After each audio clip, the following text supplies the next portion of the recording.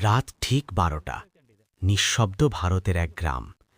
ফাঁকা রাস্তায় ধুতি পাঞ্জাবি পরা এক লোক দিনভর কাজ শেষে বাসের অপেক্ষায়। হঠাৎ দূর থেকে ভেসে আসে হেডলাইট। একটা পুরনো বাস থামে তার সামনে। ভিতরে মাত্র 5 জন যাত্রী, সবাই একে অপরের সঙ্গে ফিসফিস করে কথা বলছে।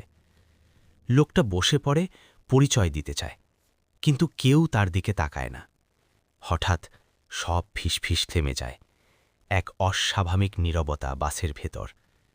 বাস চলতে চলতে থামে এক শ্মশানের পাশে। কুয়াশায় ঢাকা, চাঁদের আলোয় ভয়ঙ্কর দৃশ্য। 5 জন যাত্রী নিঃশব্দে নেমে যায়। তাদের ছায়া উল্টো দিকে হাঁটে। ড্রাইভার ধীরে ঘুরে বলে, এটাই আমাদের গন্তব্য। ওরা সবাই মৃত। লোকটার চোখ জানালার দিকে যায়। সে নিজের প্রতিবিম্ব দেখে। প্রতিবিম্বটা হাসছে। পরের মুহূর্তেই সে অজ্ঞান।